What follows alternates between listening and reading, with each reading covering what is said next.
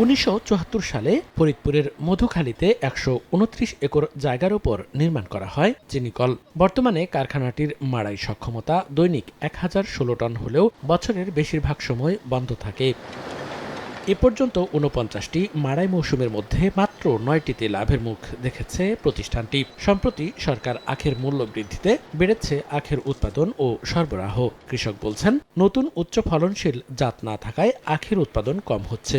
আর কর্মচারীরা বলছেন, মাড়াই মেশিন পুরাতন হওয়ায় উৎপাদন হচ্ছে ধীর গতিতে। এই আধুনিক যুগে এই মেশিনারি দিয়ে এই চিনির কল টিকায় রাখা সম্ভব না। লাভবান করতে হলে আমাদের সুগার মিলের যে যন্ত্রপাতি এটা আধুনিকায়ন করতে হবে। আমরা মনে করি এই প্রতিষ্ঠানটি বাই প্রোডাক্ট একটা কিছু হওয়া দরকার, যাতে সারা বছর এটাকে চালিয়ে রাখা সম্ভব হয়। আখের নতুন কোনো হাইব্রিড বীজ আসতেছে না। কর্তৃপক্ষ বলছে, কৃষকের লাভ বাড়াতে নতুন জাত ও রিং পদ্ধতিতে আবাদে উদ্বুদ্ধ করা হচ্ছে। আমরা চাষিদেরকে এই রিংপিট করার জন্য উদ্বুদ্ধ করতেছি।